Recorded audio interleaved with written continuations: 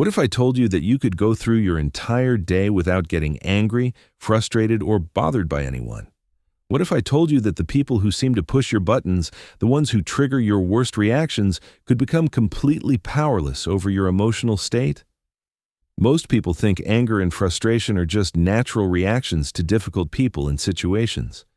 They believe that when someone cuts them off in traffic, when their boss criticizes them unfairly, or when someone disrespects them, getting angry is inevitable. But they're wrong. The truth is, your emotional reactions are not controlled by other people. They're controlled by you. And once you understand the science behind emotional regulation and master the techniques I'm about to share with you, you'll never be at the mercy of other people's behavior again. By the end of this video, you'll have a complete system for maintaining emotional control in any situation. You'll understand why most people fail at emotional regulation, and you'll have the exact step-by-step process to stay calm, composed, and in control no matter what anyone throws at you. Chapter 1. The 3 emotional traps that keep you reactive. Here's what most people don't understand about anger and frustration. It's not the situation that makes you angry. It's not the person that bothers you. It's the trap you fall into in your own mind. There are 3 deadly emotional traps that keep you reactive. And if you don't understand these traps, you'll remain at the mercy of every difficult person you encounter.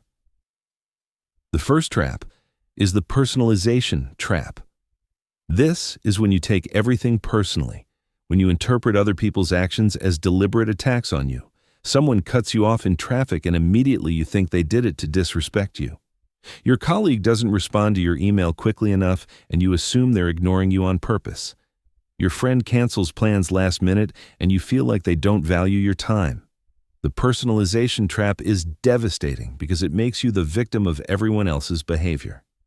You're constantly scanning for signs that people are trying to hurt, disrespect, or dismiss you. And when your brain is looking for evidence that you're being attacked, it will find it everywhere. The reality is that most people's actions have absolutely nothing to do with you. That person who cut you off in traffic wasn't thinking about you at all. They were probably distracted, late for something important, or dealing with their own problems. Your colleague who didn't respond quickly might be overwhelmed with work, dealing with a family emergency, or simply prioritizing other tasks. When you fall into the personalization trap, you're essentially giving every person you encounter the power to control your emotional state. You're making their behavior about you when it almost never is. This trap keeps you in a constant state of defensiveness, always ready to be offended, always prepared to feel attacked. The second trap is the expectation trap. This is when you have rigid expectations about how people should behave, and you get angry or frustrated when they don't meet those expectations. You expect people to be on time, so you get furious when they're late. You expect people to be respectful, so you're outraged when they're rude. You expect people to think the way you think, so you're confused and annoyed when they don't. The expectation trap is particularly dangerous because it sets you up for constant disappointment. People are not going to behave the way you want them to behave. They're going to act according to their own values, priorities, and circumstances, not yours. When you have rigid expectations, you're essentially demanding that the world conform to your preferences, and when it doesn't, you suffer. Think about it this way. If you expect every person you meet to be kind, respectful, and considerate, you're going to be disappointed regularly. Some people are having bad days. Some people lack emotional intelligence. Some people have different cultural backgrounds or communication styles. Some people are dealing with stress, trauma, or personal problems that affect how they interact with others. When you release your expectations and accept that people are going to be exactly who they are, not who you want them to be, you free yourself from constant frustration. The third trap is the control trap. This is when you believe you can control or change other people's behavior through your emotional reactions. You think that if you get angry enough, people will realize they're wrong and change. You believe that if you express your frustration clearly enough, people will start behaving the way you want them to. The control trap is based on a fundamental misunderstanding of human psychology. People don't change because you're angry with them. In fact, they usually become more defensive and resistant when you react emotionally. Your anger doesn't teach them anything. Your frustration doesn't motivate them to improve. Your emotional reactions often make situations worse, not better. Here's the harsh reality. You cannot control other people. You cannot force them to be more respectful, more considerate, or more understanding. You cannot make them care about your feelings or priorities. The only thing you can control is your own response to their behavior. When you try to control others through emotional reactions, you're wasting your energy and setting yourself up for disappointment. These three traps work together to keep you in a cycle of reactivity. You personalize other people's behavior. You have expectations about how they should act, and you try to control them through your emotional responses. This combination is toxic because it makes you dependent on other people for your emotional well-being. It gives them power over your mood, your energy, and your peace of mind. The most successful people, the ones who seem unshakable and always composed, have learned to avoid these traps completely. They don't take things personally because they understand that other people's behavior is about them, not about you. They don't have rigid expectations because they accept that people are flawed and unpredictable. They don't try to control others because they focus their energy on what they can actually influence. Breaking free from these traps requires a fundamental shift in how you think about human behavior and emotional responsibility. It means accepting that you are not the center of other people's universe, that your expectations are not universal laws, and that your emotional reactions are not tools for changing others. Once you make this shift, you become emotionally independent. You stop being a victim of other people's moods and actions, and you start taking full responsibility for your own emotional state. Chapter 2. The Science of Emotional Hijacking. To understand how to never get angry or bothered by anyone, you need to understand what's happening in your brain when you have an emotional reaction. Most people think emotions just happen to them, like they're struck by lightning. But emotions are actually the result of specific neurological processes, and once you understand these processes, you can learn to control them. When something happens that your brain interprets as threatening, offensive, or frustrating, your amygdala, the alarm center of your brain, triggers what's called an emotional hijack. This happens in milliseconds, faster than your conscious mind can process. Your amygdala floods your system with stress hormones like adrenaline and cortisol, preparing your body for fight, flight, or freeze. Your heart rate increases, your muscles tense, and your thinking becomes narrow and reactive. This emotional hijacking served our ancestors well when they faced physical threats like predators or enemies. The ability to react quickly without thinking could mean the difference between life and death. But in modern life, your brain can't tell the difference between a saber-toothed tiger and an annoying coworker. It treats social threats, perceived disrespect, and minor inconveniences as if they were life or death situations. Here's the critical part. During an emotional hijack, your prefrontal cortex, the rational thinking part of your brain, goes offline. This is why people say and do things they regret when they're angry. It's why smart, reasonable people can become irrational and destructive when they're emotionally triggered. Their higher-order thinking has been temporarily disabled by their primitive survival systems. The hijack typically lasts about 6 to 20 seconds for the initial chemical flood, but the effects can linger for hours. During this time, you're literally not thinking clearly. Your brain is focused on the perceived threat and generating responses based on emotion rather than logic. This is why it's almost impossible to reason with someone who's in the middle of an emotional reaction, and it's why your own decision-making becomes impaired when you're triggered. But here's what most people don't know. The emotional hijack is not inevitable.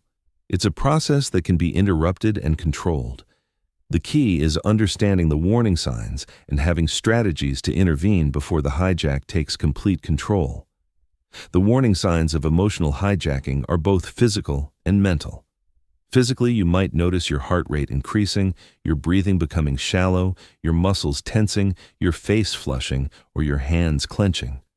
Mentally, you might notice your thoughts becoming rapid and negative, your focus narrowing to the source of irritation, or your inner voice becoming critical and aggressive. These warning signs are your opportunity to intervene. If you can catch the emotional hijack in its early stages before the chemical flood reaches its peak, you can prevent it from taking control of your behavior. This is where the techniques I'll share later become crucial. Understanding the science also helps you depersonalize your emotional reactions.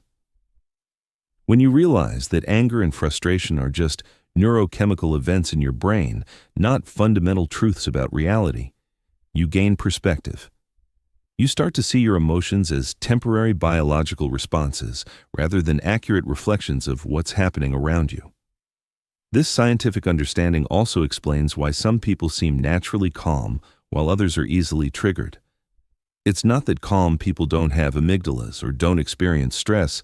They've simply trained their brains to recognize emotional hijacking earlier and respond more effectively. They've strengthened their prefrontal cortex through practice and developed habits that prevent emotional reactions from escalating.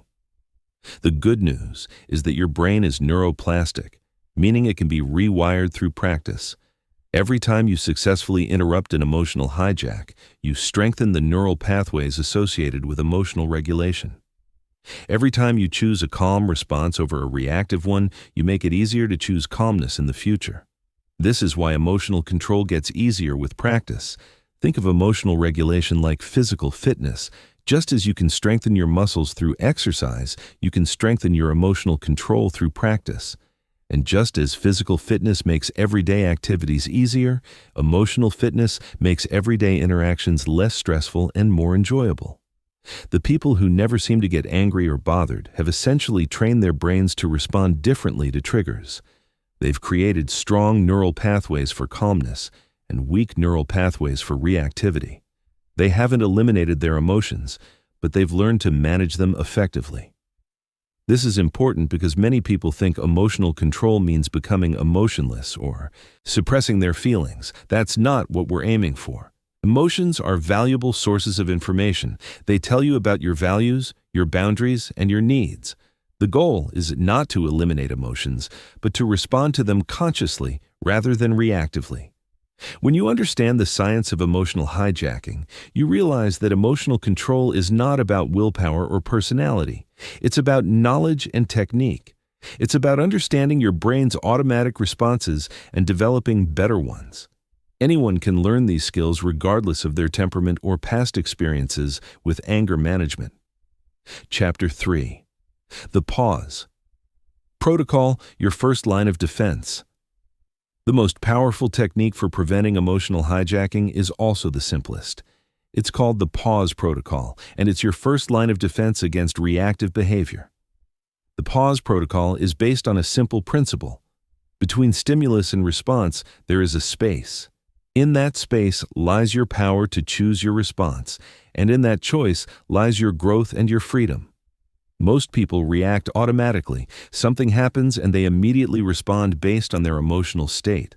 Someone criticizes them and they defend themselves. Someone cuts them off in traffic and they honk their horn aggressively. Someone disagrees with them and they argue back. This automatic reactivity is what keeps them trapped in emotional cycles and gives other people control over their emotional state. The pause protocol breaks this automatic pattern. It creates space between what happens to you and how you respond. In that space, you regain your power. You remember that you have choices. You reconnect with your values and your goals. You allow your prefrontal cortex to come back online so you can respond from wisdom rather than emotion. Here's how the pause protocol works. The moment you notice any sign of emotional activation, any hint that you're becoming angry, frustrated, or bothered, you implement an immediate pause. This pause can be as short as 3 seconds or as long as several minutes, depending on the intensity of your emotional reaction and the situation you're in. During the pause, you don't try to solve the problem or figure out what to say. You don't analyze the situation or justify your feelings. You simply create space. You breathe. You allow the initial chemical flood of the emotional hijack to subside without acting on it. The first level of the pause protocol is the breath pause. When you notice emotional activation, you immediately take 3 deep, slow breaths. This is not just a relaxation technique, though it does help calm your nervous system. More importantly, it's a pattern interrupt. It breaks the automatic connection between trigger and reaction. Here's how to do the breath pause effectively. Inhale slowly through your nose for a count of 4. Hold the breath for a count of 4. Exhale slowly through your mouth for a count of 6. The longer. Exhale activates your parasympathetic nervous system, which is responsible for the body's rest and digest response. This counteracts the fight or flight activation of emotional hijacking. While you're breathing, focus entirely on the physical sensation of the breath. Feel the air entering your nostrils, filling your lungs and leaving your body. This mindful focus prevents your mind from spinning stories about what just happened or what you should do next. It anchors you in the present moment and gives your rational brain time to come back online. The second level is the physical pause. If 3 breaths aren't enough to regain your composure, you implement a physical pause. This might mean excusing yourself from a conversation, taking a walk around the block, or simply changing your physical position. Movement helps metabolize the stress hormones that flood your system during emotional activation. The physical pause is particularly important in heated conversations or confrontational situations. When you feel your anger rising, when you notice yourself wanting to say something hurtful or defensive, that's your cue to create physical space. You might say something like, "I need a moment to think about this," or "Let me take a short break and come back to this conversation." Many people resist the physical pause because they think it makes them look weak, or because they don't want to give the other person the last word. But the physical pause is actually a sign of strength. It shows that you're in control of yourself and that you're committed to handling the situation effectively rather than just venting your emotions. The third level is the time pause. For more intense emotional reactions or complex situations, you might need hours or even days to fully process your feelings and determine the best response. The time pause prevents you from making decisions or having conversations while you're still emotionally activated. During a time pause, you might tell someone, "This is important to me, and I want to give it the consideration it deserves. Can we continue this conversation tomorrow?" Or you might simply wait before responding to an email or text message that triggered you. The time pause ensures that your responses come from a place of clarity rather than reactivity. The key to making the pause protocol effective is practicing it before you need it. Most people only try to pause when they're already highly activated, and by then, it's much harder to interrupt the emotional hijacking process. Instead, practice pausing during low-level irritations. When someone takes a long time at the grocery store checkout, when you're stuck in traffic, when you receive a mildly annoying email, use these situations to strengthen your pause reflex. The more you practice pausing during minor irritations, the more automatic it becomes during major provocations. You're literally rewiring your brain to choose pause over reaction. You're creating new neural pathways that prioritize conscious choice over automatic response. It's also important to understand that the pause protocol is not about suppressing your emotions or pretending everything is fine. During the pause, you acknowledge your feelings without being controlled by them. You might say to yourself, "I notice I'm feeling angry right now," or "I can feel frustration rising in my body." This acknowledgement validates your emotional experience while maintaining your ability to choose how to respond. The pause protocol also gives you time to remember your bigger picture goals. In the heat of the moment, it's easy to forget what's really important to you. You might value maintaining good relationships, but when you're angry, all you want to do is prove you're right. You might value your reputation for being professional, but when you're frustrated, you're tempted to send a sarcastic email. The pause helps you reconnect with your values, so your responses align with who you want to be rather than how you feel in the moment. Chapter 4. The Reframe Revolution, Changing Your Internal Story. The way you interpret what happens to you determines how you feel about it. Two people can experience the exact same situation and have completely different emotional reactions based on how they frame the experience in their minds. This is why reframing is one of the most powerful tools for emotional control. When you change your internal story about what's happening, you change your emotional response. Most people don't realize they're constantly telling themselves stories about other people's behavior. Someone doesn't return their phone call and they tell themselves a story that the person is rude or doesn't care about them. A coworker takes credit for their idea and they tell themselves a story that the coworker is trying to sabotage them. Their spouse forgets to do something they asked, and they tell themselves a story that their spouse doesn't respect them. These internal stories feel like facts, but they're actually interpretations. And since they're interpretations, they can be changed. When you learn to consciously reframe situations in more empowering ways, you gain tremendous control over your emotional state. The first step in reframing is recognizing that you're telling yourself a story. Most people don't distinguish between what actually happened and their interpretation of what happened. They think their story is reality. But what actually happened is just the facts. Someone didn't return your phone call. A coworker presented your idea as their own. Your spouse forgot to do something. Everything else, the meaning you attach to these events, the motives you assign to other people, the implications you draw about their character or their feelings about you, that's your story. Once you recognize that you're telling yourself a story, you can consciously choose a better one. A story that serves you rather than one that makes you suffer. A story that empowers you rather than one that makes you a victim. A story that opens up possibilities rather than one that closes them down. Let me give you some examples of how this works in practice. Your boss gives you critical feedback on a project. Your immediate story might be, she's trying to make me look bad, or she doesn't appreciate my work, or she's impossible to please. These stories generate feelings of anger, resentment, and frustration, but you could reframe the situation completely. Alternative story 1. She's trying to help me improve my skills and advance in my career. This story generates feelings of gratitude and motivation. Alternative story 2. She has high standards because this project is important to the company's success. This story generates feelings of respect and determination. Alternative story 3. She's under a lot of pressure from her superiors and is passing along feedback she received. This story generates feelings of empathy and understanding. Notice that all of these alternative stories could be true. You have no way of knowing your boss's real motives or the full context of her feedback. So why not choose the story that makes you feel better and motivates you to respond more effectively? Here's another example. You're driving and someone cuts you off without signaling. Your immediate story might be that person is a selfish jerk who doesn't care about anyone else's safety. This story generates anger and stress. But you could reframe it. Alternative story 1. That person is probably dealing with an emergency and is focused on getting somewhere important quickly. Alternative story 2. That person made a mistake and probably doesn't even realize they cut me off. Alternative story 3. That person is having a difficult day and is not thinking clearly. These reframes don't excuse dangerous driving, but they prevent you from carrying anger and stress that doesn't serve you. They help you respond from a place of understanding rather than rage.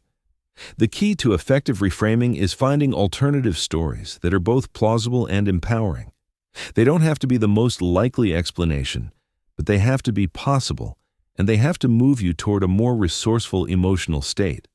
There are several powerful reframing techniques you can use in different situations. The first is the ignorance reframe. Instead of assuming that people who behave badly are malicious or selfish, assume they're ignorant. They don't know better. They haven't been taught better social skills or emotional intelligence. They're doing the best they can with their current level of awareness. This reframe generates compassion instead of anger. The second is the pain reframe. Instead of assuming that difficult people are trying to hurt you, assume they're in pain themselves. Hurt people hurt people. People who are rude, aggressive, or inconsiderate are usually dealing with their own stress, insecurity, or emotional wounds. This doesn't excuse their behavior, but it helps you respond with empathy rather than defensiveness. The third is the learning reframe. Instead of seeing difficult situations as problems or attacks, see them as opportunities to practice your emotional regulation skills. Every challenging person is a teacher helping you become stronger and more skilled. Every frustrating situation is a chance to prove to yourself that you can stay calm and composed no matter what happens around you. The fourth is the temporary reframe. Instead of seeing someone's bad mood or difficult behavior as a permanent characteristic, see it as a temporary state. Everyone has bad days. Everyone deals with stress and challenges that can affect their behavior. The person who's rude to you today might be kind and helpful tomorrow. This reframe prevents you from writing people off based on limited interactions. The fifth is the growth reframe. Instead of seeing criticism or feedback as attacks on your character, see them as information that can help you improve. Even if the feedback is delivered poorly or motivated by someone else's agenda, there might still be valuable insights you can extract. This reframe turns potential sources of anger into opportunities for development. Reframing takes practice because your brain is wired to notice threats and problems. Your survival instincts make you quick to interpret ambiguous situations negatively. But with conscious effort, you can train your brain to look for alternative explanations and more empowering stories. The goal is not to become naive or to excuse genuinely harmful behavior. Some people do act with malicious intent. Some situations are genuinely unfair or problematic. But even in these cases, the most empowering response usually comes from framing the situation in a way that preserves your emotional equilibrium and positions you to respond effectively.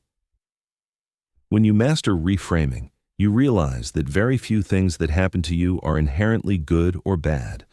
They're mostly neutral events that become positive or negative based on how you choose to interpret them. This realization is incredibly liberating because it means you're never at the mercy of circumstances. You always have the power to choose a story that serves you. Chapter 5. The Detachment System. Emotional Independence. The ultimate goal of emotional control is not just to manage your reactions in the moment, but to develop a deep sense of emotional independence. This means that your emotional state is determined by your own choices and values, not by other people's behavior or external circumstances. It means that while you can still be affected by what happens around you, you're not controlled by it. Most people are emotionally dependent. Their mood depends on how others treat them. Their self-esteem depends on external validation. Their stress levels depend on whether things go according to their plans. This emotional dependence makes them vulnerable to every person they encounter and every situation they face. It gives other people enormous power over their inner experience. Emotional independence is different. It's the ability to maintain your emotional equilibrium regardless of what's happening around you. It's not indifference or disconnection from others. It's not becoming cold or uncaring. It's developing an inner stability that allows you to care deeply while also being unshakable. The foundation of emotional independence is understanding the difference between what's in your control and what's not. You cannot control other people's behavior, but you can control your response to it. You cannot control external circumstances, but you can control your attitude toward them. You cannot control what happens to you, but you can control what you do about it. This understanding leads to what I call the detachment system. Detachment doesn't mean you don't care about outcomes or relationships. It means you don't attach your emotional well-being to things you cannot control. You care about your work, but you don't attach your self-worth to whether your boss appreciates you. You care about your relationships, but you don't attach your happiness to whether others always treat you well. The first principle of the detachment system is emotional self-sufficiency. This means that you meet your own emotional needs rather than depending on others to meet them for you. If you need validation, you validate yourself. If you need security, you create it through your own actions and mindset. If you need love, you start by loving yourself unconditionally. Most people seek these emotional needs from external sources, which makes them vulnerable to disappointment and manipulation. They need their boss to appreciate them to feel valuable. They need their friends to include them to feel worthy. They need their romantic partner to constantly reassure them to feel secure. This dependence creates anxiety and resentment because other people cannot and will not always provide what you need when you need it. When you become emotionally self-sufficient, you can enjoy validation, appreciation, and love from others without needing them to maintain your emotional stability. This makes your relationships healthier and more enjoyable because you're not constantly seeking something from other people. You're able to give and receive from a place of abundance rather than neediness. The second principle is outcome independence. This means that while you work toward your goals and preferences, you don't attach your emotional state to whether you achieve them. You prefer that people treat you with respect, but you don't need them to in order to maintain your self-respect. You want your projects to succeed, but you don't need them to in order to feel successful. Outcome independence doesn't mean you don't care about results or that you don't work hard to achieve your goals. It means that your emotional well-being doesn't rise and fall with external outcomes. You maintain your inner stability regardless of what happens, because you know that your value as a person is not determined by external circumstances. This principle is particularly powerful in dealing with difficult people because it removes their ability to manipulate or control you through their behavior. If someone is rude to you and you need their approval to feel good about yourself, their rudeness has power over you. But if you're outcome independent, their behavior becomes irrelevant to your emotional state. They can be as rude as they want, and it doesn't affect your inner peace. The third principle is identity independence. This means that your sense of who you are is not dependent on external roles, achievements, or other people's opinions. You know who you are at your core, and that identity remains stable regardless of changing circumstances. Many people derive their identity from their job, their relationships, their possessions, or their achievements. When these external things change or are threatened, their sense of self becomes unstable. They take criticism personally because they see it as an attack on their identity. They get defensive when challenged because they feel their worth is being questioned. When you develop identity independence, you see yourself as separate from these external roles and achievements. You might be a manager, but that's what you do, not who you are. You might be successful, but that's your current situation, not your essential identity. This separation allows you to receive feedback, face challenges, and deal with difficult people without feeling like your core self is under attack. The fourth principle is boundary mastery. Emotional independence requires clear boundaries between yourself and others. You need to know where you end and they begin. You need to distinguish between their emotions and your emotions, their problems and your problems, their responsibilities and your responsibilities. Many people struggle with emotional boundaries. They take on other people's emotions as if they were their own. They feel guilty when others are unhappy, even when they're not responsible for that unhappiness. They feel obligated to fix other people's problems or manage their emotional states. This lack of boundaries creates constant stress and makes it impossible to maintain emotional independence. Healthy boundaries allow you to care about others without taking responsibility for their emotional well-being. You can empathize with someone's pain without absorbing it. You can support someone through difficulties without feeling obligated to solve their problems. You can maintain your own emotional equilibrium while still being present and compassionate with others. The fifth principle is present moment awareness. Emotional independence is easier to maintain when you're focused on the present rather than ruminating about the past or worrying about the future. Most emotional reactivity comes from mental time travel. You replay past hurts and imagine future threats. You carry grudges from yesterday and anxieties about tomorrow. When you anchor yourself in the present moment, you're dealing only with what's actually happening right now, not with all the stories and projections your mind creates. This makes situations much more manageable and reduces emotional reactivity. You respond to what is rather than what you think might be or what you remember was.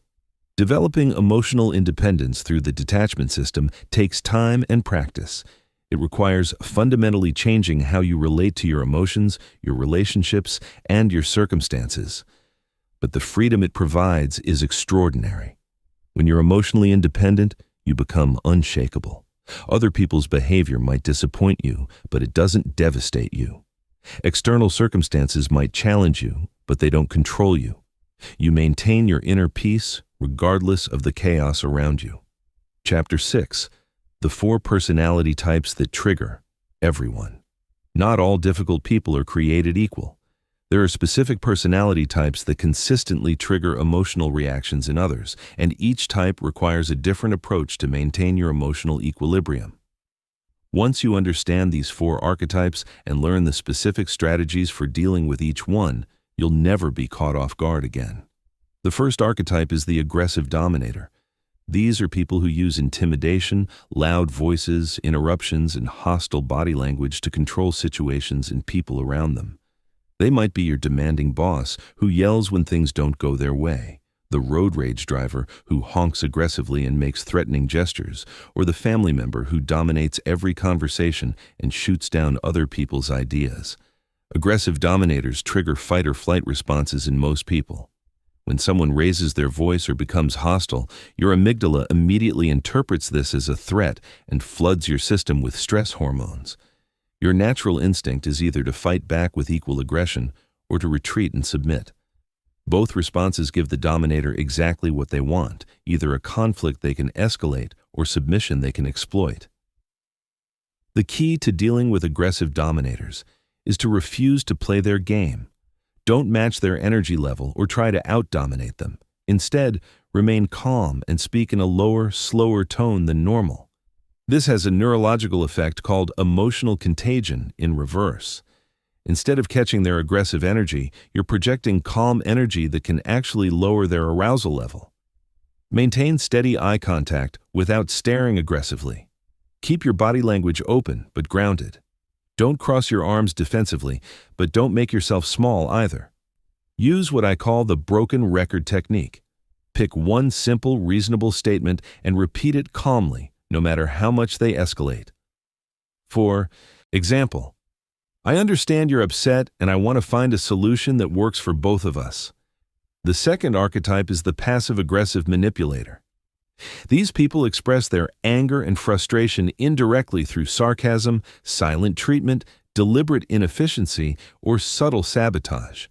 They might be the coworker who agrees to help you but then forgets repeatedly, the romantic partner who says they're fine but then punishes you with coldness, or the friend who makes cutting jokes at your expense and then says they were just kidding.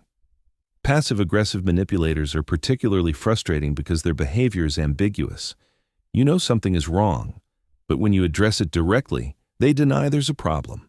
This makes you question your own perceptions and often leads to explosive anger when you finally reach your breaking point. The strategy for dealing with passive-aggressive manipulators is radical transparency and boundary setting. Call out the behavior directly and calmly. I notice that every time we discuss this topic, you say you're fine, but then you seem distant. I'd prefer if you could tell me directly what's bothering you. Don't let them gaslight you into thinking you're imagining things. Set clear consequences for passive-aggressive behavior and follow through consistently. If someone says they'll do something but repeatedly forgets, stop relying on them and find alternative solutions. Don't reward their manipulation with emotional reactions or by trying harder to please them. This only reinforces the behavior. The third archetype is the emotional vampire. These are people who constantly complain, dramatize minor problems, seek attention through crisis, and drain the energy of everyone around them. They might be the coworker who has a new crisis every day, the friend who calls constantly to vent about the same problems without ever taking advice, or the family member who turns every gathering into a therapy session about their latest tragedy. Emotional vampires trigger two problematic responses in most people. Either you become their unpaid therapist, constantly trying to fix their problems and manage their emotions, or you become frustrated and judgmental about their constant negativity. Both responses drain your energy and emotional reserves. The approach for emotional vampires is compassionate detachment. You can care about their well-being without taking responsibility for their emotional state. Set time limits for conversations. I have 15 minutes to talk and then I need to get back to work. Don't try to solve their problems or give advice unless they specifically ask for it, and even then, limit yourself to 1 or 2 suggestions. Use the broken record technique again, but this time to redirect the conversation.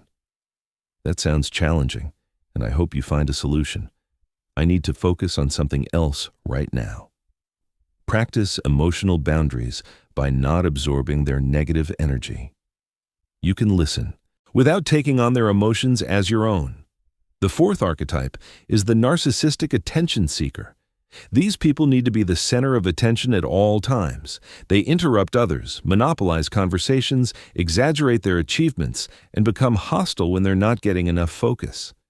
They might be the colleague who takes credit for team accomplishments, the acquaintance who turns every story you tell into a bigger story about themselves, or the social media friend who constantly posts dramatic updates designed to generate sympathy or admiration.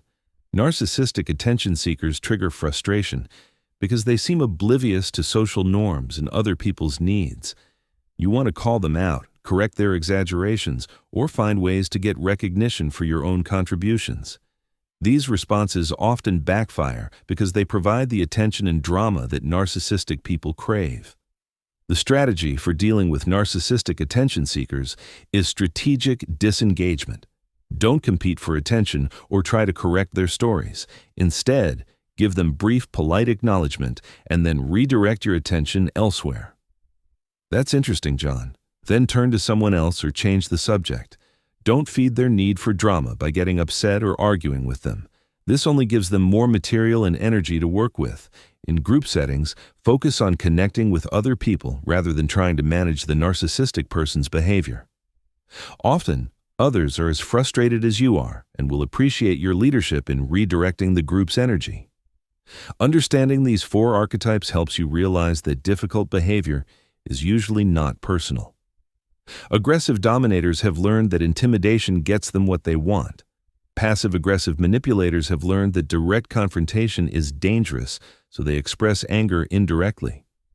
Emotional vampires have learned that crisis and drama get them attention and support. Narcissistic attention seekers have learned that they need to be the center of attention to feel valuable. None of these patterns are really about you. They're coping mechanisms that these people developed based on their own experiences and psychological needs.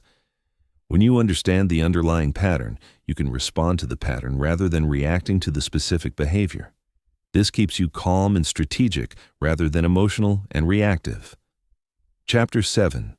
The Social Intelligence Decoder, Reading Beyond Words. Most people focus only on what others say, but the real communication happens below the surface. Body language, tone of voice, facial expressions, and energy levels communicate far more than words ever do. When you learn to read these subtle signals, you gain tremendous power over social situations because you can see what's really happening beneath the surface conversation. Understanding social intelligence starts with recognizing that all human behavior serves a purpose.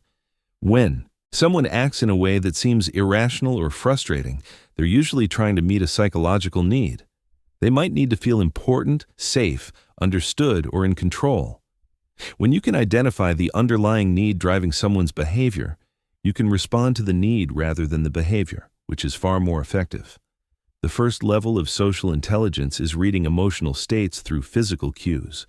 When people are stressed, anxious, or upset, their bodies reveal it even when their words don't. Stress shows up as increased muscle tension, particularly in the shoulders, jaw, and hands. Anxious people often display self-soothing behaviors like touching their face, playing with their hair, or fidgeting with objects. Angry people show micro-expressions of tension around their eyes and mouth, even when they're trying to appear calm. Learning to spot these physical signs gives you a huge advantage because you can adjust your approach before someone's emotions escalate. If you notice that someone is becoming tense during a conversation, you can lower your voice, slow down your speech, or suggest taking a break. This prevents conflicts before they start and helps people feel more comfortable around you.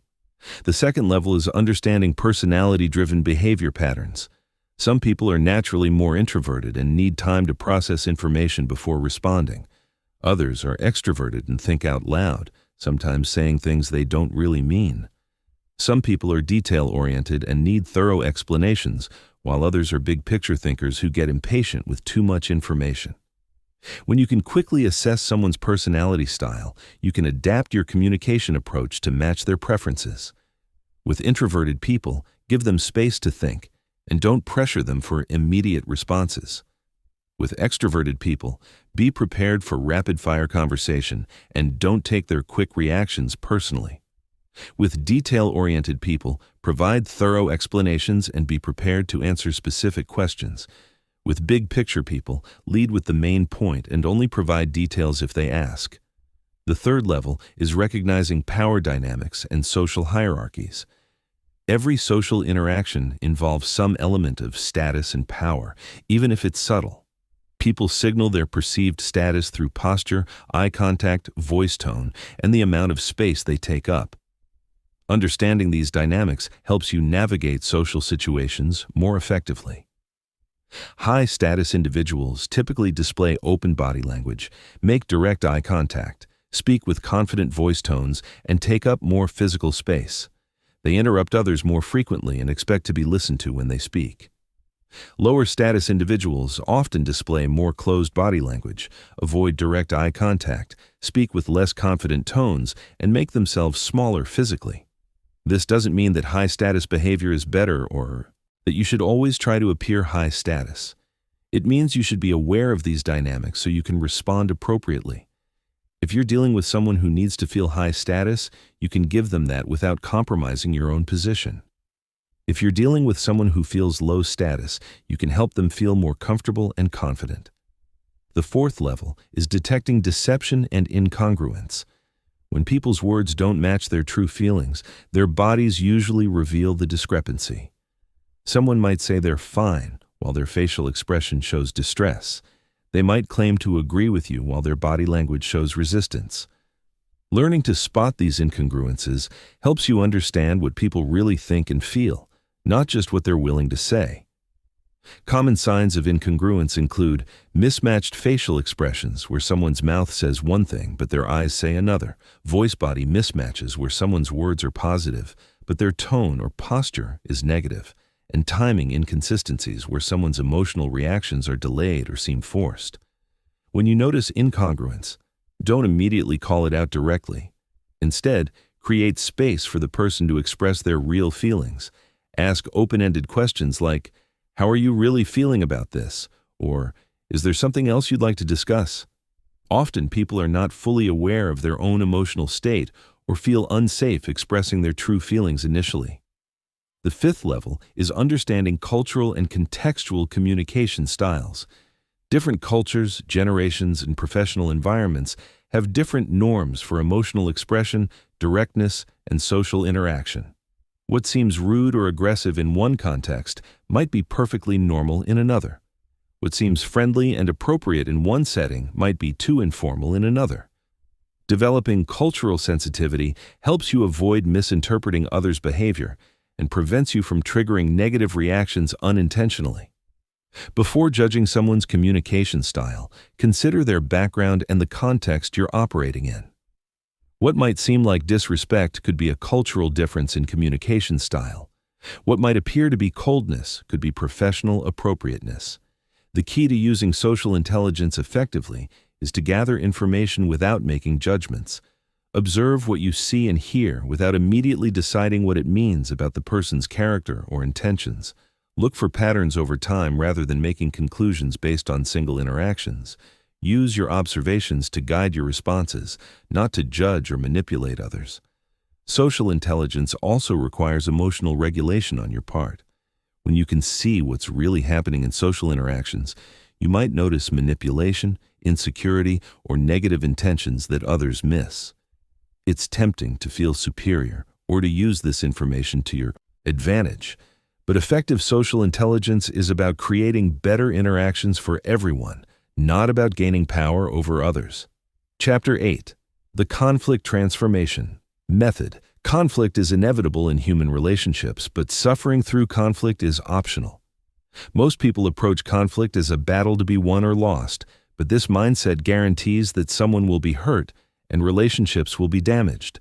The conflict transformation method reframes conflict as an opportunity for deeper understanding, stronger relationships, and personal growth. Traditional conflict resolution focuses on finding compromises and solutions, which can be valuable. But conflict transformation goes deeper. It recognizes that most conflicts are not really about the surface issue people are arguing about. They're about underlying needs, values, fears, and past experiences that create emotional charge around specific situations. For example, two coworkers might argue about project deadlines, but the real conflict might be about respect, autonomy, or fear of failure. A romantic couple might fight about household chores, but the underlying issue might be about feeling valued or supported. A parent and teenager might battle over curfew, but the deeper conflict might be about independence and safety. The first principle of conflict transformation is shifting from positions to interests. Positions are what people say they want. I need you to be home by 10 o'clock. I deserve a promotion this year. You need to clean up after yourself. Interests are the underlying needs and concerns that drive these positions: safety, recognition, respect, fairness, autonomy. When you focus on interests rather than positions, you often discover that people's underlying needs are not in conflict at all. The parent wants their teenager to be safe, and the teenager wants to be trusted and have freedom. Both needs can be met through creative solutions that rigid position-taking would never reveal. To identify interests, ask questions that go beneath the surface demands. Instead of arguing about what someone wants, explore why they want it. Help me understand what's most important to you about this. What would need to happen for you to feel good about this situation? What are you most concerned about? The second principle is emotional validation before problem solving. Most people try to solve conflicts by immediately jumping into negotiations and compromises. But this approach fails when people are emotionally activated. When someone feels angry, hurt, or misunderstood, their rational problem-solving abilities are compromised. They need emotional acknowledgement before they can engage in productive dialogue. Emotional validation doesn't mean you agree with someone's position or behavior. It means you acknowledge their feelings and show that you understand their experience. I can see that you're really frustrated about this. It sounds like you're feeling unheard. I understand that this situation is really important to you. Validation has a powerful calming effect because it meets people's fundamental need to be understood. When people feel heard and acknowledged, their defensive reactions often decrease dramatically. They become more open to hearing your perspective and more willing to work toward mutually beneficial solutions. The third principle is collaborative exploration rather than adversarial debate. Traditional conflict approaches involve each side presenting their case and trying to convince the other side they're wrong. This creates a win-lose dynamic where someone has to be right and someone has to be wrong. Collaborative exploration treats conflict as a shared puzzle to solve together. Use language that emphasizes partnership rather than opposition. Instead of, "You always interrupt me," try, "I've noticed we both get excited and sometimes talk over each other. How can we make sure we both get heard?" Instead of, "Your idea won't work because," try, "I'm having some concerns about that approach. Can we explore some alternatives together?" Ask questions that invite exploration rather than questions that put people on the defensive. "What would make this work better for you?" is more collaborative than, "Why don't you just do it the right way?" "What am I missing about your perspective?" is more open than, "How can you possibly think that?"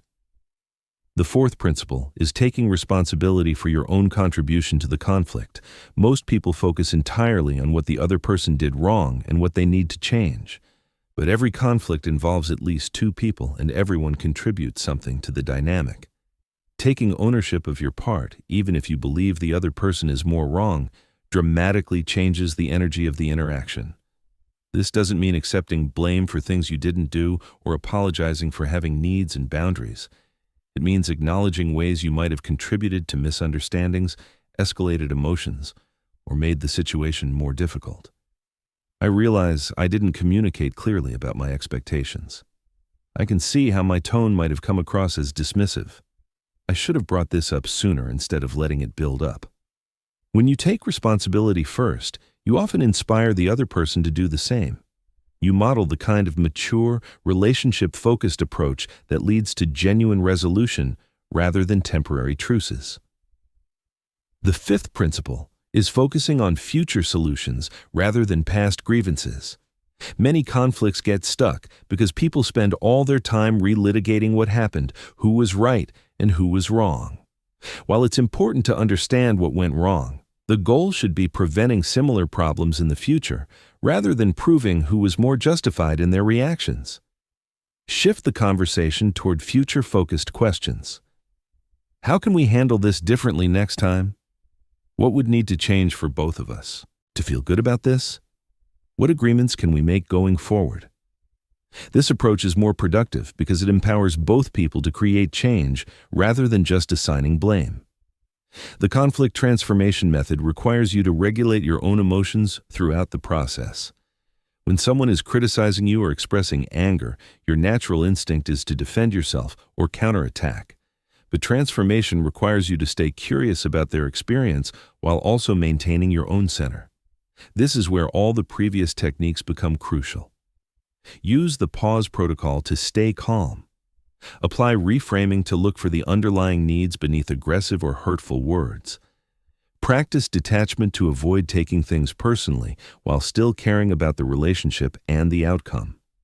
Remember that conflict transformation is not about avoiding conflict or keeping the peace at any cost. Healthy conflicts can strengthen relationships by addressing real issues and clearing up misunderstandings. The goal is not to eliminate conflict, but to engage in it skillfully, with respect for both people's needs and commitment to the relationship's long-term health. Chapter 9. The Energy Management System. Your emotional state is not just determined by what happens to you, but by your overall energy levels, stress management, and lifestyle choices. When you're physically depleted, emotionally drained, or mentally exhausted, you have much less capacity for emotional regulation. The energy management system ensures that you maintain the internal resources necessary to stay calm and composed even in challenging situations. Most people think of emotional control as a purely mental skill, but it's actually a whole-body phenomenon. Your brain uses enormous amounts of energy for emotional regulation. When your energy reserves are low, your prefrontal cortex, the part of your brain responsible for rational thinking and impulse control, goes offline first. This is why you're more likely to snap at people when you're tired, hungry, or stressed. The first component of energy management is physical energy optimization. This includes the obvious factors like adequate sleep, proper nutrition, and regular exercise. But it also includes less obvious factors like breathing patterns, posture, and environmental stressors. Sleep deprivation has a devastating effect on emotional regulation. When you don't get enough quality sleep, your amygdala becomes hyperactive while your prefrontal cortex becomes sluggish. This combination makes you more likely to perceive threats where none exist and less able to control your reactions to those perceived threats. Even one night of poor sleep can significantly impair your ability to handle difficult people in stressful situations. Create a sleep environment that supports quality rest. Keep your bedroom cool, dark, and quiet. Avoid screens for at least an hour before bedtime because blue light disrupts your natural sleep. Hormones. Establish a consistent sleep schedule even on weekends to regulate your circadian rhythms. If you struggle with racing thoughts at bedtime, keep a notebook next to your bed and write down anything you're worried about or need to remember. This helps clear your mind for sleep. Blood sugar stability is equally important for emotional regulation. When your blood sugar drops, your body releases stress hormones to try to bring it back up. These stress hormones make you more irritable, anxious, and reactive. Eating regular balanced meals with protein, healthy fats, and complex carbohydrates helps maintain stable energy levels throughout the day. Avoid the common trap of using caffeine and sugar to manage energy crashes. While these can provide temporary boosts, they often lead to larger crashes later, creating a cycle of energy instability that makes emotional regulation much more difficult. The second component is emotional energy conservation. Just as your body has limited physical energy, your mind has limited emotional energy. Every time you have to regulate a strong emotion, make a difficult decision, or resist an impulse, you use some of your emotional energy reserves. When these reserves are depleted, you become more reactive and less able to maintain your composure. One of the biggest drains on emotional energy is carrying unresolved emotional baggage from past interactions. If you had a frustrating conversation with a coworker in the morning and you spend the rest of the day replaying it in your mind and imagining what you should have said, you're continuously draining your emotional energy. By the time you get home, you have little left for your family or personal activities. Learn to process and release emotional experiences rather than carrying them with you throughout the day. After any interaction that triggers strong emotions, take a few minutes to consciously process what happened. Acknowledge your feelings without judgment. I'm feeling frustrated because that conversation didn't go the way I hoped. Then, consciously choose to let it go. I did my best in that situation and I'll handle it differently if it comes up again. The third component is attention management. Your attention is a finite resource, and where you focus your attention dramatically affects your emotional state. If you spend your mental energy focusing on things that frustrate, worry, or annoy you, you'll feel frustrated, worried, and annoyed. If you consciously direct your attention toward things that inspire, energize, or calm you, you'll feel more positive and resilient. Most people allow their attention to be hijacked by whatever is loudest, most urgent, or most emotionally charged. They start their day by checking news and social media, filling their minds with information designed to trigger strong emotional reactions. They spend their time at work focused on problems, complaints, and stressful deadlines. They end their day by consuming entertainment that's designed to be dramatic and emotionally stimulating. This pattern of attention management is exhausting and makes emotional regulation much more difficult. Instead, consciously choose what deserves your mental energy. Start your day with activities that center and energize you, whether that's meditation, exercise, reading something inspiring, or simply sitting quietly with your coffee. Throughout the day, regularly redirect your attention away from drama and negativity toward things that support your well-being and goals. The fourth component is environment management. Your physical and social environment has a profound impact on your emotional state and your ability to regulate your emotions. Cluttered, noisy, or chaotic environments create low-level stress that depletes your regulatory resources. Toxic relationships and negative social dynamics do the same thing. Take inventory of your environmental stressors and eliminate as many as possible. This might mean organizing your living and working spaces, reducing noise pollution, or limiting time with people who consistently drain your energy. Create environments that support calmness and focus rather than stress and reactivity. The fifth component is recovery and restoration practices. Just as athletes need recovery time between workouts to maintain peak performance, you need regular practices that restore your emotional and mental energy. This doesn't just mean relaxation, though that's important. It means activities that actively replenish your resources and strengthen your capacity for emotional regulation. Different people find restoration through different activities. Some people restore through solitude and quiet activities like reading, walking in nature, or creative pursuits. Others restore through social connection and shared activities. Some need physical movement and exercise, while others need mental stimulation and learning. The key is identifying what truly restores you versus what you think should restore you or what other people find restorative. Pay attention to how different activities affect your energy levels and emotional state. Activities that truly restore you should leave you feeling more energized, centered, and capable, not more depleted or agitated. Regular restoration is not a luxury or something to do when you have extra time. It's a necessity for maintaining your capacity to handle difficult people and challenging situations with grace and composure. When you consistently manage your energy levels, you become much more resilient and much less reactive to external stressors. Chapter 10. The Mastery. Mindset, long-term emotional evolution. Developing the ability to never get angry or bothered by anyone is not a destination you reach and then maintain effortlessly forever. It's a continuous process of growth, refinement, and deepening mastery. The people who seem naturally calm and unshakable have developed what I call the mastery mindset, a way of approaching life that treats every challenging interaction as an opportunity for growth rather than a problem to endure.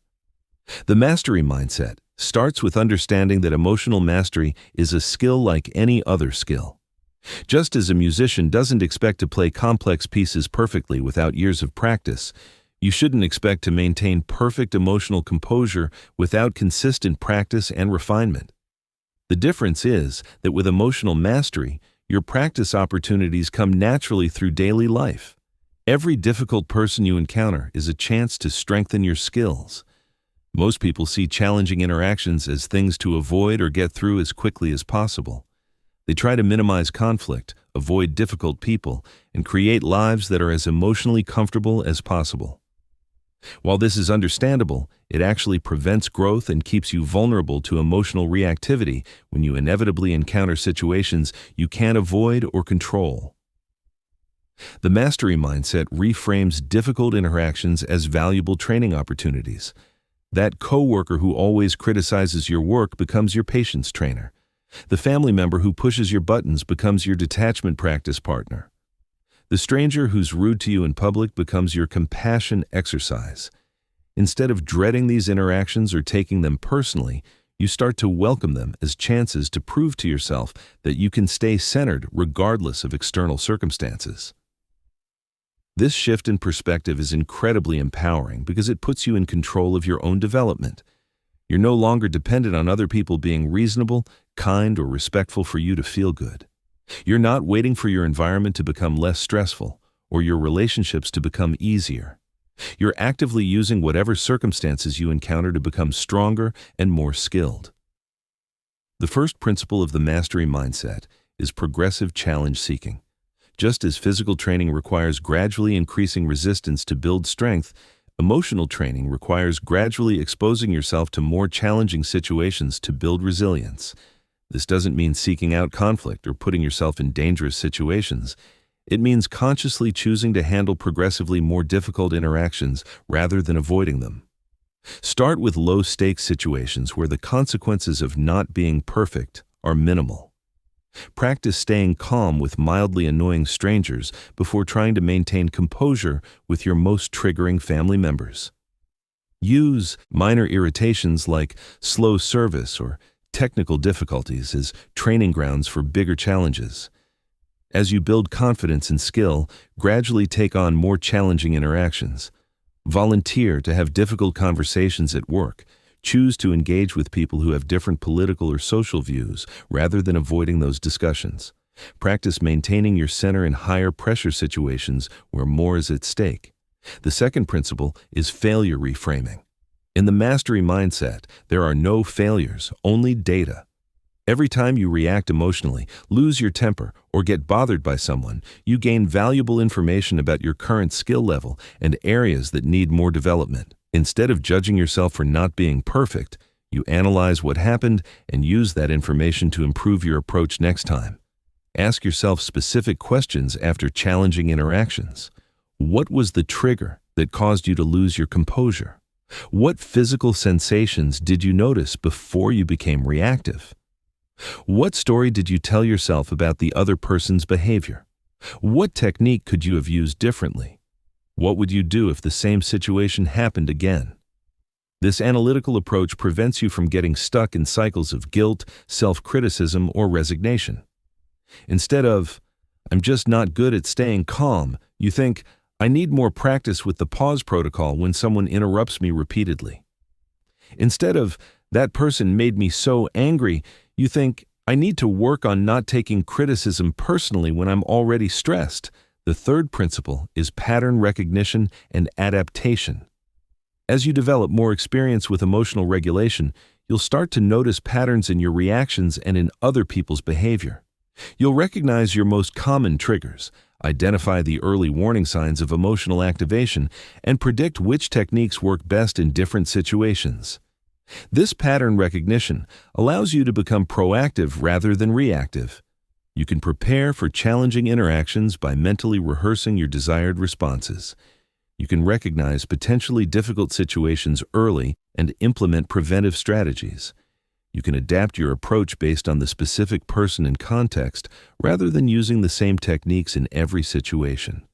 For example, you might notice that you're most reactive to criticism when you're tired, so you make sure to get adequate sleep before important meetings.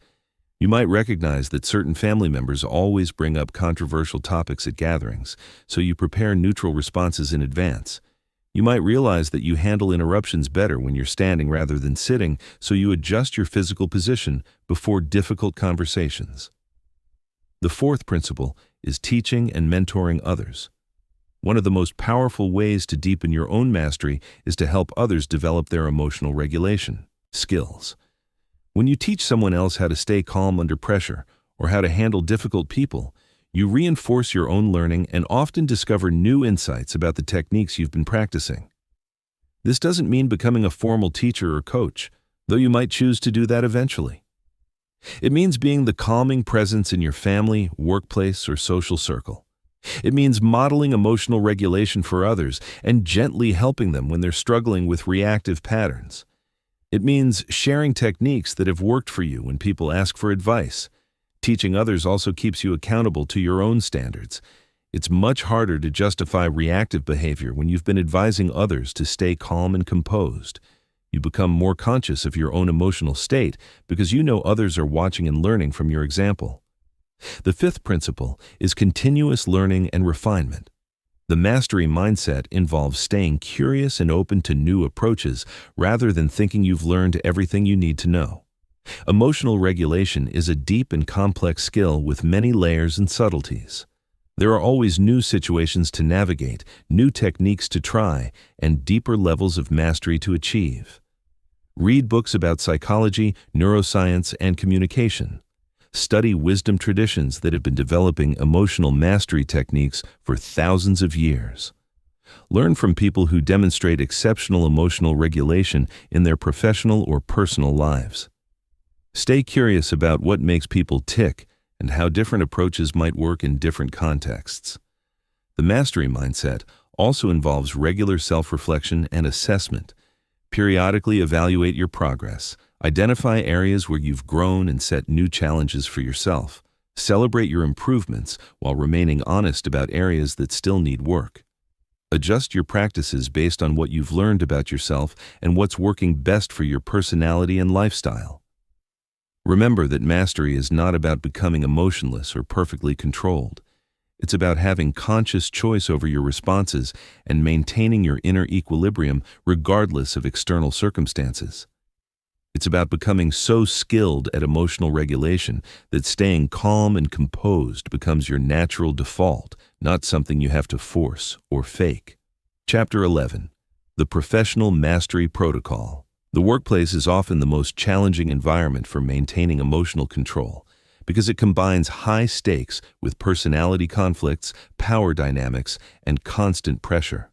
Unlike personal relationships where you can choose to limit contact with difficult people, professional environments require you to work effectively with people you might not like or respect. This chapter will give you the advanced strategies for remaining unshakable in your career while actually accelerating your professional success. The first principle of professional emotional mastery is understanding that your emotional control directly impacts your career trajectory. People who can remain calm under pressure, handle criticism gracefully, and navigate conflict skillfully are perceived as leadership material. Those who react emotionally to workplace challenges are seen as liabilities regardless of their technical skills or qualifications. This creates a powerful incentive structure. Every time you choose composure over reactivity, you're not just feeling better in the moment, you're building your professional reputation as someone who can handle responsibility and pressure. Every time you respond to workplace drama with equanimity, you're demonstrating executive-level emotional intelligence. The challenging boss scenario is one of the most common professional triggers. Whether your boss is micromanaging, taking credit for your work, setting unrealistic expectations, or providing harsh criticism, your response to their behavior determines both your immediate experience and your long-term career prospects. The key insight is that challenging bosses are often under tremendous pressure themselves. Their behavior is usually more about their own stress, insecurities, and performance anxieties than about your capabilities. When you understand this context, you can respond strategically rather than personally. If your boss is highly critical, resist the urge to defend yourself immediately or become defensive. Instead, ask clarifying questions that demonstrate your commitment to excellence. I want to make sure I understand exactly what you're looking for. Can you help me identify the specific areas where I should focus my improvements? This response shows maturity and redirects the conversation towards solutions rather than blame. If your boss takes credit for your work, document your contributions without making it about confrontation. Send follow-up emails that outline your role in projects. Thanks for the positive feedback on the Johnson project. I'm glad my research on market trends and my proposal for the new pricing strategy contributed to the successful outcome. This creates a record while appearing collaborative rather than defensive. The difficult colleague dynamic requires a different approach because peer relationships are more complex than hierarchical ones. You need to maintain working relationships while protecting yourself from undermining, gossip, or passive-aggressive behavior. The most effective strategy is professional boundaries with personal warmth. Be friendly and collegial in your interactions, but don't share personal information or get drawn into office politics. When colleagues try to involve you in complaining about others or spreading gossip, redirect the conversation. I'd rather focus on how we can make this project successful, or I haven't had that experience with them, but let's talk about how to move forward. If a colleague tries to undermine you in meetings, respond with facts rather than emotions. Actually, the data shows, or my experience with that approach has been. Don't attack their credibility, just present alternative information confidently. This approach makes you appear knowledgeable and reasonable while highlighting their inaccuracy without direct confrontation. High-pressure deadline situations are where emotional control becomes most critical. When everyone around you is stressed and reactive, your calmness becomes a superpower. You can think more clearly, make better decisions, and often become the person others look to for leadership. Create personal systems for high-pressure periods. Break large projects into smaller, manageable tasks. Set internal deadlines that are earlier than external ones to create buffer time. Communicate proactively with stakeholders about progress and potential challenges rather than waiting for them to ask. These practices reduce external pressure and give you more control over stressful situations. During crisis moments, use your emotional regulation skills to become the stabilizing force in your team. Speak more slowly and deliberately than usual. Ask thoughtful questions that help others clarify their thinking. Focus on solutions rather than problems. What are our options here? And what would need to happen for this to work? Are much more productive than "this is impossible" or "why didn't someone think of this earlier?" Feedback and criticism, whether in formal performance reviews or casual comments, trigger defensive reactions in most people. But professional mastery requires developing the ability to receive feedback as valuable information rather than personal attacks. When receiving criticism, resist the urge to explain, justify, or defend your actions immediately. Instead, ask questions that demonstrate your openness to learning. Can you give me a specific example of when this was a problem? Or what would success look like in this area? This approach shows that you're focused on improvement rather than self-protection. If feedback feels unfair or inaccurate, don't argue in the moment. Thank the person for their perspective and ask for time to reflect on their comments. This gives you space to consider whether there might be some truth to their observations and to formulate a thoughtful response if you disagree. Office politics and interpersonal drama are inevitable in most workplace environments. The key to navigating these situations without getting emotionally triggered is maintaining strategic neutrality. You don't have to take sides in every conflict or have opinions about every personality clash. When people try to draw you into conflicts that don't directly involve you, practice diplomatic disengagement. That sounds like something you should discuss directly with them, or I don't have enough information to have an opinion on that situation. This keeps you out of unnecessary drama while maintaining good relationships with all parties. Chapter 12. The Family Dynamics Decoder. Family relationships are often the most emotionally charged interactions we navigate because they involve our deepest attachments, longest histories, and most ingrained patterns. The people who raised us, grew up with us, or share our genetic makeup know exactly which buttons to push and often feel entitled to push them. Mastering emotional control within family systems requires understanding the unique dynamics that make these relationships so triggering and developing strategies specifically designed for these complex bonds. The first challenge in family relationships is that everyone operates from outdated versions of each other. Your parents might still see you as the rebellious teenager you were 20 years ago.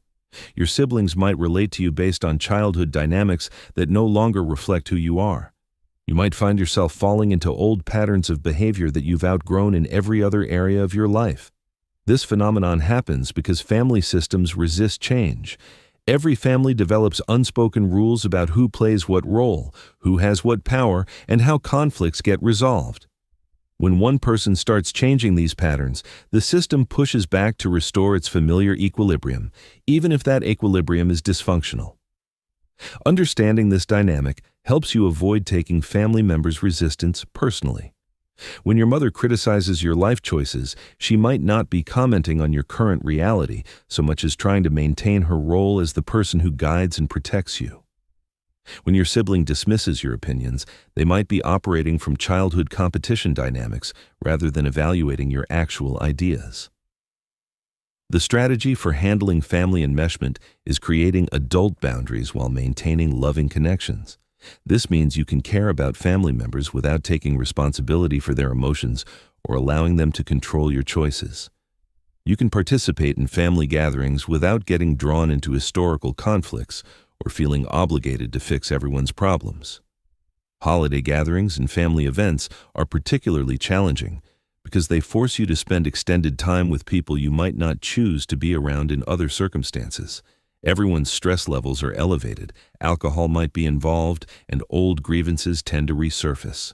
Prepare for these events by setting realistic expectations and planning your responses to predictable triggers. If Uncle Bob always makes inappropriate political comments, decide in advance that you won't engage in those debates. If your mother always comments on your appearance or life choices, prepare neutral responses that don't escalate the situation. Create exit strategies for overwhelming situations. Drive yourself to events so you can leave when necessary. Set time limits for visits. Have polite phrases ready for disengaging from problematic conversations. "I'm going to help in the kitchen," or "I need some fresh air," can get you out of tense situations without creating drama. Parenting situations test emotional regulation skills in unique ways because they combine unconditional love with daily frustrations and the enormous responsibility of shaping another human being. Children and teenagers are naturally egocentric and often lack the emotional regulation skills you're trying to model. They can be demanding, ungrateful, and deliberately provocative, all while being completely dependent on your care and guidance.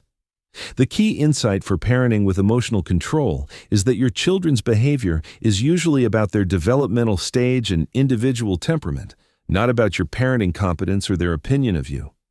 Toddlers have tantrums because their emotional regulation systems are still developing.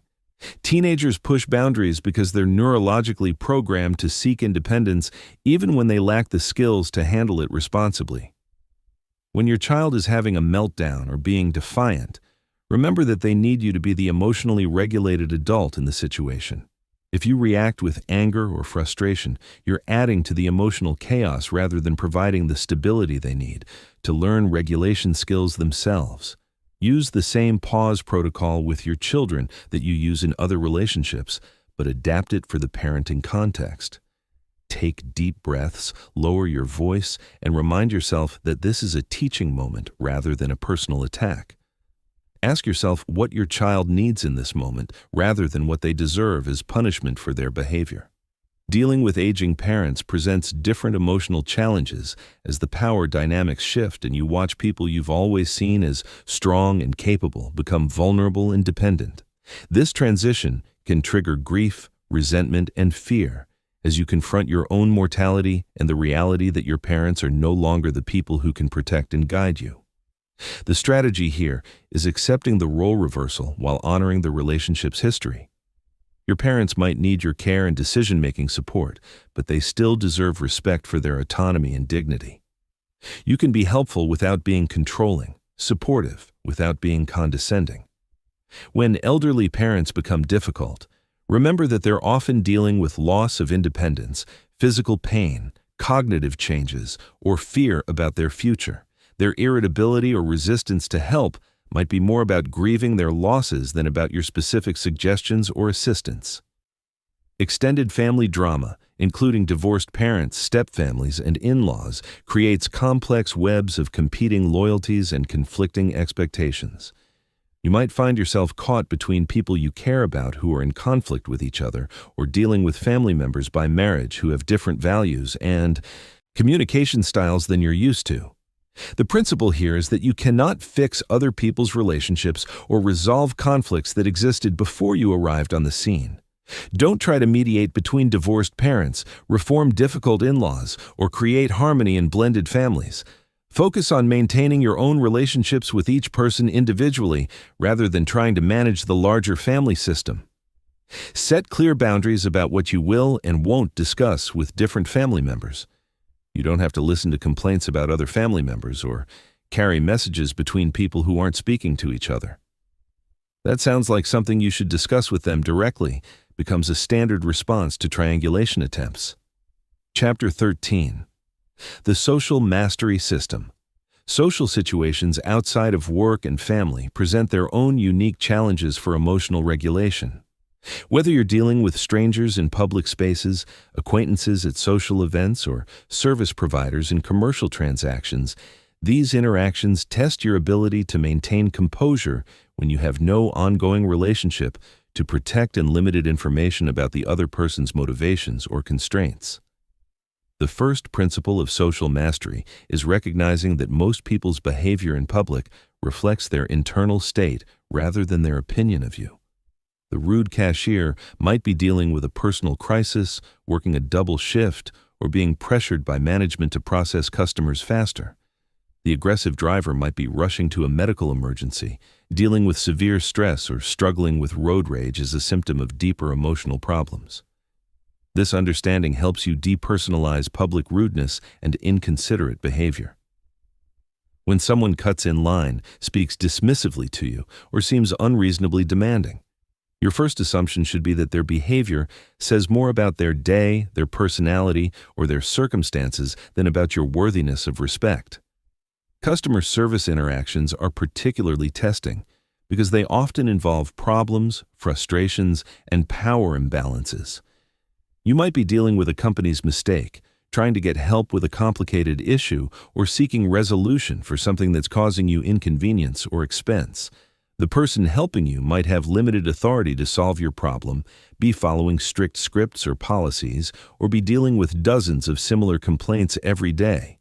The key to successful customer service interactions is collaborative problem solving rather than adversarial demanding. Start conversations by acknowledging the other person's position. I know this probably isn't your fault, but I'm hoping you can help me figure out a solution. This approach makes the representative your partner in solving the problem rather than your opponent in a battle. When you encounter policies or responses that frustrate you, ask questions that help the representative think creatively rather than just following standard procedures. What would you do if you were in my position? Or, is there someone else who might have different options available? These questions invite them to go beyond their initial response without making them feel criticized. Social gatherings, networking events, and parties create different challenges because they involve managing multiple relationships simultaneously while often feeling pressure to be entertaining, impressive, or socially successful. You might encounter people who dominate conversations, others who seem uninterested in talking with you, or social dynamics that feel excluding or competitive. The strategy for social events is focusing on connection rather than impression management. Instead of worrying about how you're coming across or whether people are sufficiently impressed with you, focus on being genuinely interested in others and contributing positively to the social atmosphere. When you meet someone who seems disinterested or distracted, don't take it personally or try harder to win their attention. Some people are introverted and need time to warm up. Others might be dealing with social anxiety or be preoccupied with personal concerns. Give them space while remaining friendly and available. If you encounter someone who dominates conversations or seems to be showing off, resist the urge to compete or prove your own worth. Let them have the attention they seem to need while connecting with others who are more interested in mutual conversation. Often, the most socially successful people at events are those who help facilitate connections between others rather than trying to be the center of attention themselves. Dealing with strangers in public spaces requires quick assessments and flexible responses. because you have no context for understanding their behavior or predicting their reactions. The person who's acting aggressively on public transportation might be mentally ill, under the influence of substances, dealing with a crisis, or simply having the worst day of their life. Your primary goal in these situations is safety and de-escalation rather than education or justice. You cannot teach strangers appropriate behavior, and attempting to do so often escalates conflicts unnecessarily. If someone is being rude or inappropriate, your best response is usually to disengage politely and create physical distance. When you witness conflicts between other people in public spaces, resist the urge to intervene unless someone is in immediate physical danger. Most public arguments are between people who know each other and have ongoing issues that you don't understand. Your intervention is unlikely to help and might make the situation worse. Online interactions present unique challenges because they lack the nonverbal cues and immediate consequences that usually regulate face-to-face social behavior. People often say things online that they would never say in person, and misunderstandings escalate quickly without the softening effects of tone of voice and body language. The principle for online emotional regulation is the same as for in-person interactions, but it requires extra discipline because the medium makes reactive responses so easy. Before responding to anything that triggers you online, implement an extended pause. Write your response, but don't send it immediately. Come back to it after some time has passed and see if you still want to communicate the same message in the same way. Remember that online interactions are often public and permanent. Responses that feel satisfying in the moment can damage your reputation and relationships long-term. When someone attacks you online, consider whether a response will actually improve the situation or just provide entertainment for observers. Chapter 14. The Neuroplasticity Advantage, Rewiring Your Brain for Permanent Change. Everything you've learned so far requires consistent practice to become permanent changes in how your brain operates. Your current emotional patterns exist because they've been reinforced through repetition over months, years, or decades. To replace them with new patterns requires understanding how your brain changes and how to accelerate that change process. Neuroplasticity is your brain's ability to reorganize itself by forming new neural connections throughout your life. Every time you practice emotional regulation techniques, you're literally rewiring your brain. The neural pathways associated with reactive responses become weaker, while the pathways associated with conscious choice become stronger. This process explains why emotional control gets easier with practice and why occasional lapses don't undo your progress. You're not just changing your behavior in the moment, you're changing the underlying brain structures that generate your emotional responses. Each time you choose pause over reaction, reframing over automatic interpretation, or detachment over emotional entanglement, you're making those choices more accessible in the future. The key factors that accelerate neuroplastic change are consistency, emotional intensity, and novelty. Your brain changes faster when you practice regularly rather than sporadically, when you're emotionally engaged with the learning process rather than going through the motions, and when you challenge yourself with new situations rather than just practicing in comfortable contexts. This understanding leads to specific strategies for accelerating your emotional mastery development.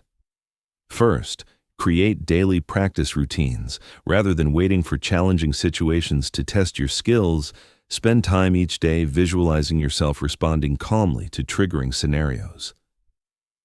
This mental rehearsal strengthens the neural pathways associated with regulated responses before you need them in real situations.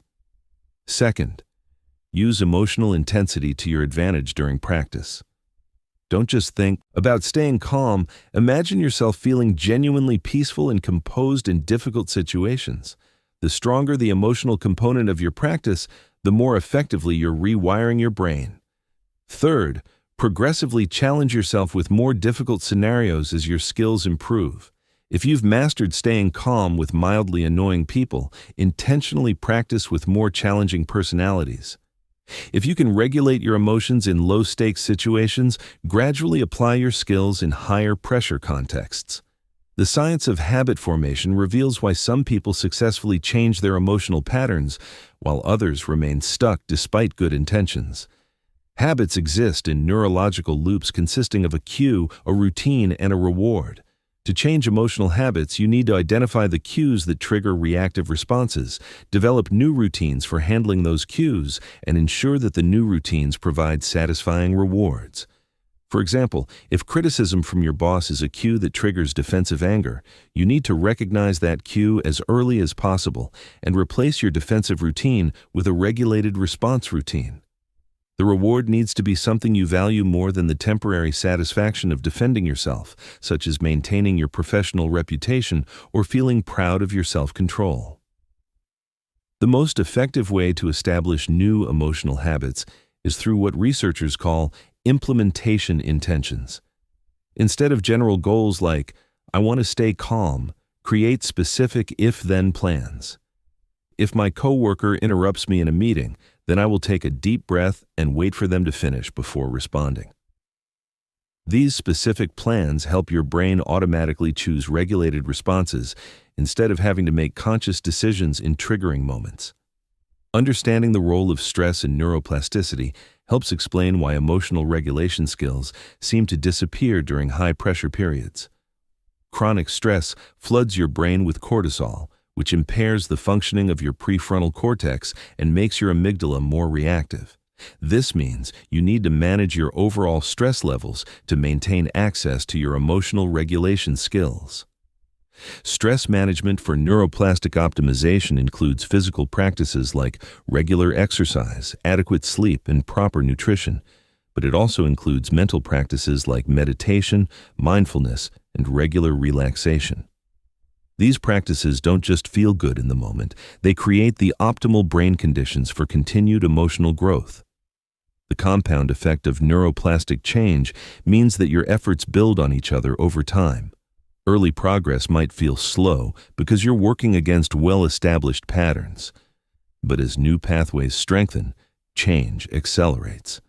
People who stick with emotional regulation practice often report breakthrough moments when skills that felt forced and artificial suddenly become natural and effortless. This understanding helps you maintain motivation during the inevitable plateaus and setbacks that occur during any learning process. Temporary lapses don't mean you're not making progress. They mean you're still in the process of rewiring deeply ingrained patterns. Each time you notice a reactive response and consciously choose a regulated alternative, you're strengthening your new patterns, regardless of whether you feel like you're improving. The social dimension of neuroplasticity reveals why your relationships and environment significantly impact your emotional development. Your brain is constantly adapting to the social contexts you spend time in. If you're surrounded by highly reactive people, your brain adapts by becoming more reactive. If you spend time with emotionally regulated people, your brain adapts by developing greater regulation capacity. This means that part of your emotional mastery strategy should include consciously choosing environments and relationships that support your growth. Seek out people who model the emotional skills you want to develop. Limit time with people who consistently trigger your reactive patterns. Create physical environments that support calmness and focus rather than stress and distraction. Chapter 15. Living as an emotionally unshakable person. When you've mastered the principles and techniques in this system, you don't just handle difficult people better, you become a fundamentally different person. You develop what I call emotional unshakability, a deep inner stability that remains constant regardless of external circumstances.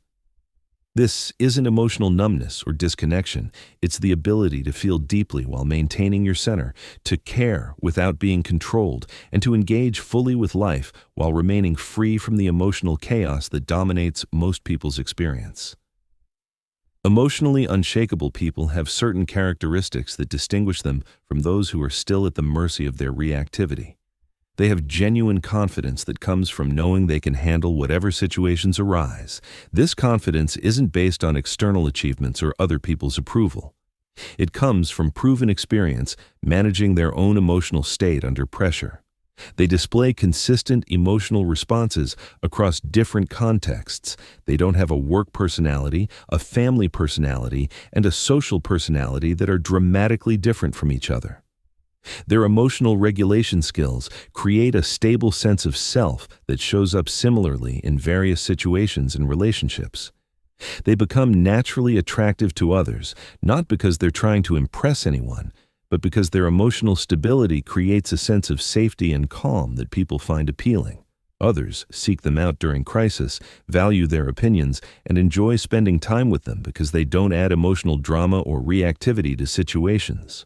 The transformation to emotional unshakability happens gradually as you integrate these skills into your identity rather than just your behavior. At first, you consciously apply techniques when you remember to and when situations seem to warrant them. You pause before reacting because you've learned that's a good strategy, not because pausing feels natural. As your practice deepens, these techniques become more automatic. You find yourself naturally taking deep breaths when you feel stressed, reframing challenging situations without conscious effort, and maintaining perspective during conflicts without having to remind yourself to do so. At the mastery level, emotional regulation becomes part of who you are rather than something you do. You don't stay calm because you're using a technique. You stay calm because emotional stability is now your natural state. You don't reframe negative situations because you've learned that's helpful. You automatically see situations from multiple perspectives because your mind has been trained to think that way. This identity level change affects every area of your life in profound ways. Your relationships improve dramatically because you're no longer contributing to emotional escalation and drama. You become a calming influence that helps others regulate their own emotions just by being present. Your professional success accelerates because you're seen as someone who can handle responsibility, pressure, and leadership challenges. You make better decisions because your thinking isn't clouded by emotional reactivity. You communicate more effectively because you're focused on understanding and problem solving rather than defending and attacking. Your physical health improves because you're no longer subjecting your body to the chronic stress hormones that come from frequent emotional activation. Your sleep improves, your digestion improves, and your immune system functions better because your nervous system spends more time in rest and repair mode rather than fight or flight mode. Your mental clarity increases because you're not wasting mental energy on rumination, resentment, and emotional processing. You have more cognitive resources available for creativity, learning, and strategic thinking because you're not constantly managing internal emotional turmoil. Perhaps most importantly, you develop a deep sense of personal freedom. You realize that no one can make you feel anything without your permission. No situation can force you into emotional reactivity unless you choose to react. No person can control your inner experience unless you give them that power. This freedom isn't loneliness or disconnection. You can still love deeply, feel passionate about causes, and experience the full range of human emotions. The difference is that you experience emotions consciously rather than being overwhelmed by them. You choose your emotional responses rather than having them chosen for you by circumstances and other people's behavior. Living as an emotionally unshakable person means you've become the author of your own emotional experience rather than a victim of external circumstances. You've developed the ability to maintain your inner peace regardless of the chaos around you. You've learned to respond rather than react, to choose rather than be chosen for. This transformation doesn't happen overnight, and it doesn't mean you'll never feel angry or bothered by anyone ever again. It means that when you do experience these emotions, they don't control you. They pass through you without taking up permanent residence. They inform you without overwhelming you. They motivate you without consuming you. The journey to emotional mastery is one of the most worthwhile investments you can make in yourself because it affects every single day of your life and every relationship you have. It's a gift you give not only to yourself, but to everyone whose life you touch. When you're no longer adding reactivity and drama to the world, you become part of the solution to humanity's emotional chaos rather than part of the problem. Most people will live their entire lives at the mercy of their emotional reactions, triggered by every difficult person they encounter, stressed by circumstances they cannot control, and limited by the emotional patterns they developed in childhood. But you don't have to be most people. You have the knowledge and techniques to become emotionally unshakable. The only question is whether you'll commit to the practice required to make this transformation real. The choice is yours, and it's available to you right now. You can continue being bothered by difficult people, or you can become someone who is never bothered by anyone. You can remain reactive, or you can become responsive. You can stay emotionally dependent, or you can become emotionally free. Your future self is waiting for you to make this choice. And once you do, and once you begin this practice in earnest, you'll wonder how you ever lived any other way.